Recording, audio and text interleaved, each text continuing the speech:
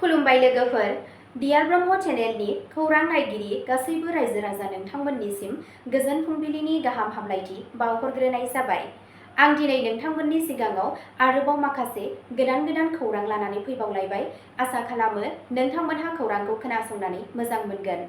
आरो खौरांखौ खोनासंनानै मोजां मोनोब्ला नोंथांमोनहा बेबादिनो गोदान खौरांनि आपडेट मोननो थाखाय चेनेलखौ साबस्क्राइब खालामनानै लादो आरो खौरांखौ खोनासंनानै मोजां मोनोब्ला अन्नानै लाइक, शेयार आरो कमेन्टबो खालामनानै होलांब्लानो जाबाय।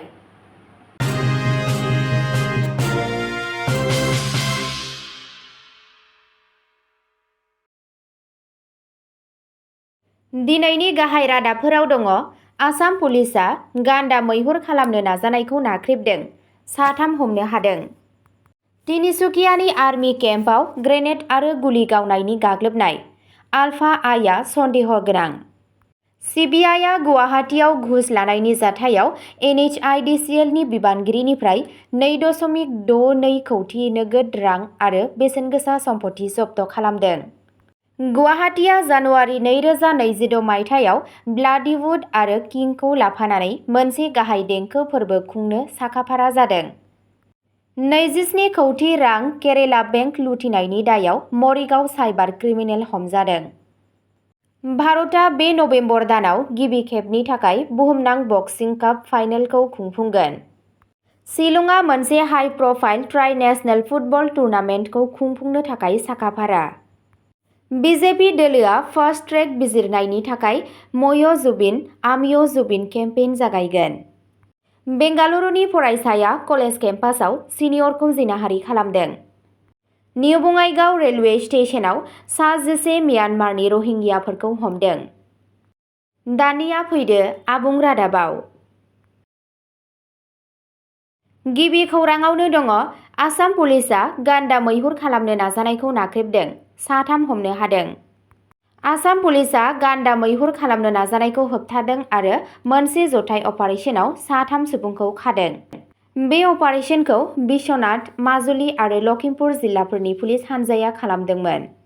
हमजानाय सुबुंफोरा जाबाय गहपुरनि महिकान्त पेगु, माजुलिनि मिसामुरानि मनज पाठारी आरो माजुलिनि उकालचुकनि किरण पेगु। पुलिसआ गहपुरनि निउ दान्दियाव गुबुन सासे सुबुं देबजित पेगुनि न'खौ सिग्रोमो। दासान्दि बियो गोमाना दं। नागिरनायाव पुलिसआ गंसे राइफल आरो गुलिफोर मोनो। मोनसे केस रेजिस्टार खालामनाय जादों आरो नायबिजिरनाया दासिमबो सोलिगासिनो दं। नैथि खौराङाव दङ। तिनिसुकियानि आर्मी केम्पआव ग्रेनेड आरो गुलि गावनायनि गाग्लोबनाय, आलफा आइआ सन्देह गोनां। बृहस्पतिबारखालि हर मोनायाव तिनिसुकिया जिल्लानि काक' फोथाराव थानाय आर्मी केम्पआव ग्रेनेड आरो गुलि गावनायनि जाथाय जायो। पुलिसआ सन्देह खालामदों दि बे गाग्लोबनायनि थाखाय होबथानाय उदखारि हानजा आलफा इन्डिपेन्डेन्टआ दायनिगिरि। बे गाग्लोबनाया हरनि 12:30 रिंगासोआव जागायदों, जेब्ला गाग्लोबग्राफोरा 3 ग्रेनेड गावदोंमोन आरो बेनि उनाव 30 मिनिटसो गोब्राबै गुलि गावदों। खौरां मोन्नाय बादिब्ला गाग्लोबग्राफोरा गंसे ट्राकआव फैदों आरो उनाव खारखोमालाङो। रैखाथि गोहोआ गोख्रैनो जायगाखौ बेंखनदोंमोन आरो नागिरनायनि हाबाफारिबो जागायदोंमोन। गाग्लोबनायाव बाहायजानाय ट्राकखौ उनाव टेंगापानी घाटआव आसाम-अरुणाचल प्रदेश सिमानि खाथियाव नागिरना मोनो। पुलिसआ फोथायो दि गाग्लोबग्राफोरा अरुणाचल प्रदेश फारसे खारलांदोंमोन। नायबिजिरनाया सोलिगासिनो दं आरो ओनसोलाव गोख्रैथि गोख्रों खालामनाय जादों। थामथि खौराङाव दङ। सिबिआइआ गुवाहाटीआव घुस लानायनि जाथायाव NHIDCLनि बिबानगिरिनिफ्राय 2.62 कौटि नोगोद रां आरो बेसेनगोसा सम्पथि जब्द खालामदों।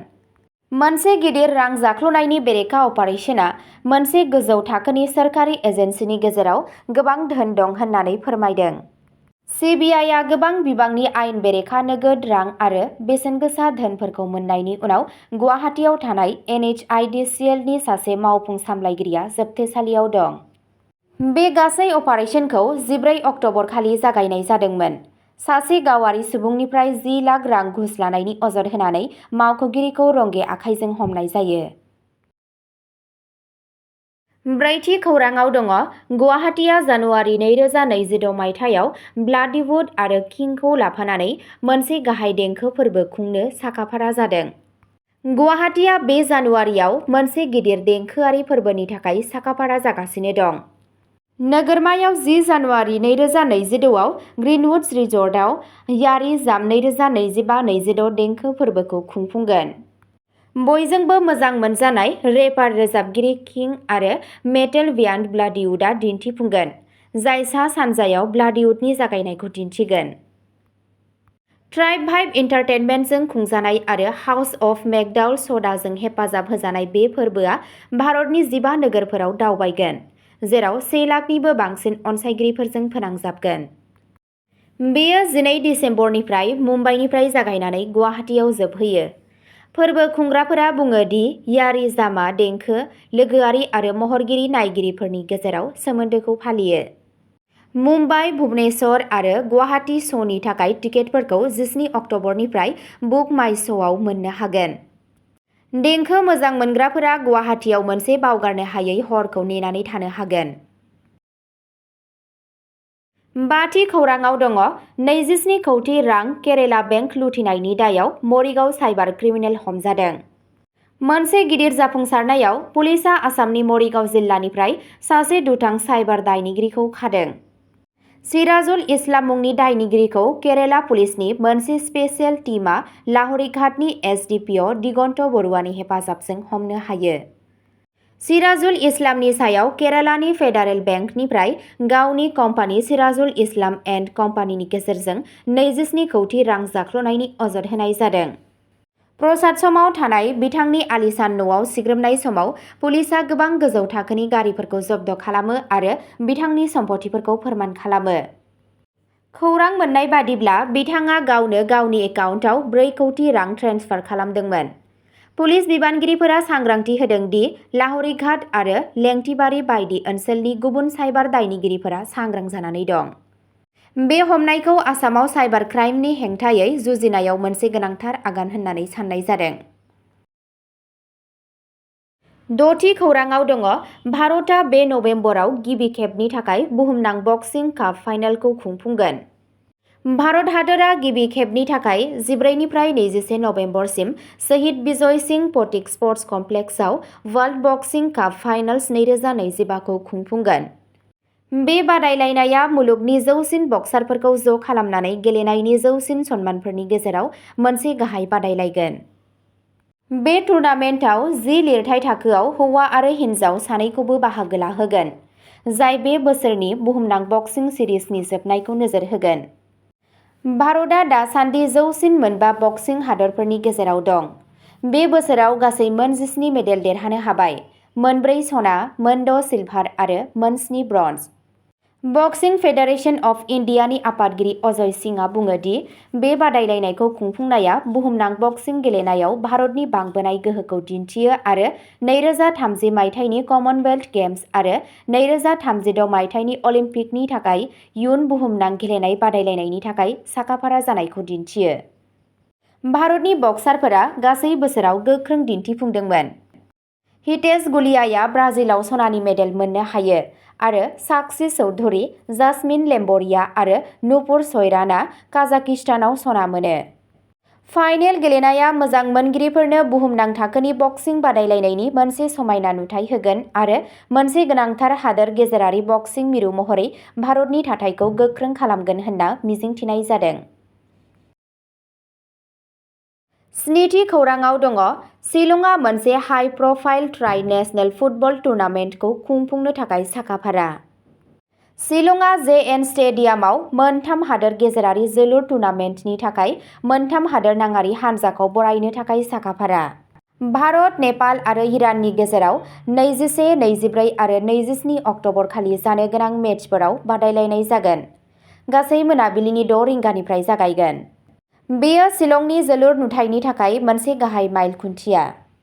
बे सोहोराव थांनाय 2026 मायथाइनि खोला एसियान गेम्सनि समाव हादोर गेजेरारि जोलुर गेलेदोंमोन, जेराव भारतनि आइजोफोरनि हानजाया नेपालखौ 20,000निबो बांसिन नायगिरिफोरनि सिगाङाव 4-0 फेजेनदोंमोन। बै समनिफ्रायनो मेघालयआव जोलुरा मोननाया मख'जाथाव जौगाबोदों। फुटबल मोजां मोनगिरिफोरा गोसो गुदुं मेचफोरखौ नायनो हागोन, मानोना शिलंआ गावखौ भारतनि मोनसे गाहाय जोलुर मिरु महरै गायसनदों।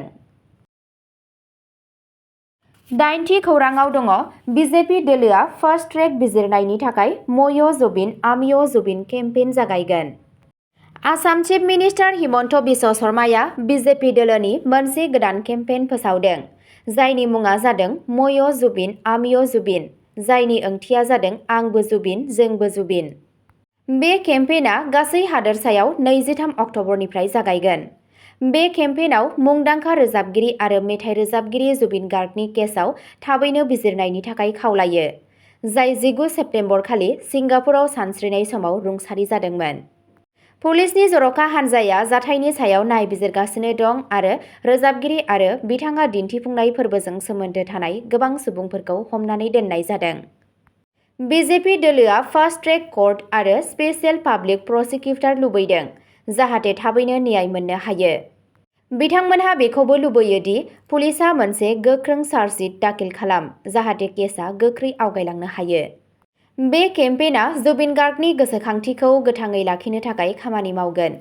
बे बिथांखिनि गेजेराव जुबिननि मुसुखा गायसन्नाय, बिजेपि बियाबनि गेजेराव बिथांनि आरो भुपेन हाजरिकानि मुङाव देंखो फरायसालि खुलिनाय आरो गासै आसामावनो जुबिननि मोजां मोनग्रा नाहर बिफां गायनाय।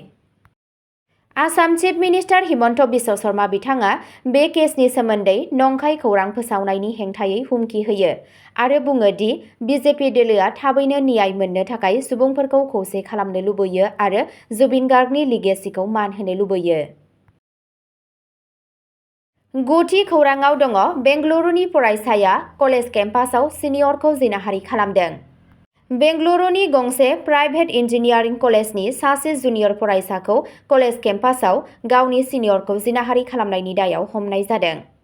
दायनिगिरि जीवन गौडा बिथाङा फोरमायनाय बादिब्ला सासे बिटेक फरायसाखौ आर्किटेक्चार ब्लकनि साखाथियाव लोगो हमनो थाखाय लिंहरदोंमोन। बेनि उनाव बियो आइजोखौ बाथरुमाव नारसिनदोंमोन। जिउ रैखा मोननाय सुबुङा खारखुमायो आरो उनाव अजद होयो। पुलिसआ मिथिहोयो दि सीसीटीवी फुटेज गैयामोन, नाथाय गुबुन फोरमानफोरखौ बाहायनानै नायबिजिरगासिनो दं। जाथायनि उनाव गाग्लोबजाग्रा सुबुंखौबो फन खालामनानै सोंदोंमोन दि बियो मुलि नांगौ नामा होनना। गासैबो फरायसाया एखे बिफाननि आरो जाथायनि सायाव नायबिजिरनाया सोलिगासिनो दं। बेंगलुरुआव जानाय मोनसे गुबुन जाथायाव सासे कलेजनि फरायसाखौ पेइं गेस्ट थाग्रा खुलिनि बिगोमाया जिनाहारि खालामदों, जेराव बियो बावैसो सिगां थाहैदोंमोन। बिथांनि अजदनि उनाव दायनिगिरिखौ खानाय जायो। बे खौराङा फरायसालिमा केम्पासफोराव आरो फरायसाफोरनि थाग्रा खुलिफोराव रैखाथिनि सोमोन्दै सोलिबाय थानाय सान्नायफोरखौ फोरमायो। जिथि खौराङाव दङ निउ बङाइगाव रेलवे स्टेशनाव सा 11 म्यानमारनि रहिंग्याफोरखौ हमदों। बुधबारनि हर गेजेराव सरकारि रेलवे पुलिस, जिआरपि आरो रेलवे रैखाथि बल (आरपिएफनि) मोनसे जथाय अपारेसनाव निउ बङाइगाव रेलवे स्टेशनाव सा 11 सुबुंफोरखौ हमनो हायो, जाय बिथांमोनहा उनाव गावखौनो म्यानमारनि रहिंग्याफोर होनना सिनायथि होयो। जाय बिथांमोनहा इउएनएचसिआरनि नंगुबै सिनायथि बिलाइ लानानै गावखौनो म्यानमारनि रहिंग्या होनना सिनायथि होयो। ट्रेन नं 07030 आगरतला स्पेसियेल फेयार इउपिआव सन्देह गोनां गुबुन हादोरनि नोगोरारिफोरनि थांलाय-फैलाय खालामनायनि खौरांनि उनाव बे गोरोबलायनाय हाबाफारिखौ जागायनाय जादोंमोन। मावफारियाफोरा क'च नं B1 आ 23:05 रिंगासोआव रेल सफैनायनि उनाव हान्जाखौ थाबैनो फोरमान खालामनो थाखाय हमथानानै लाखियो। हमजानाय हान्जाया हौवा, हिन्जाव आरो गथ'साफोरनि गलायमोन्देर सुबुं अनजिमा दं। बिबानगिरिफोरा इस्लाम आजाद, आसेलिया बेगम, मोहम्मद अनास आरो आब्दुल्ला बायदि माखासे सुबुंफोरनि मुंफोर फोसावदों। जिआरपिनि सासे मावख'गिरिया मिथिहोयो दि दासान्दि गासैबो सुबुंफोरा गावनि आवथायाव दं आरो होनाय फोरमानलाइफोर आरो सिनायथिफोरखौ नायबिजिरनाया सोलिगासिनो दं। फोरमान खालामनाय बिथांखि जोबनायनि उनाव थि खालामनाय नेमखान्थि बादियै आरोबाव आयेनारि राहा लानाय जागोन। अब्ला दिनैनि खौरां फरायथिनाया एसेनोसै। गोजोन्थों।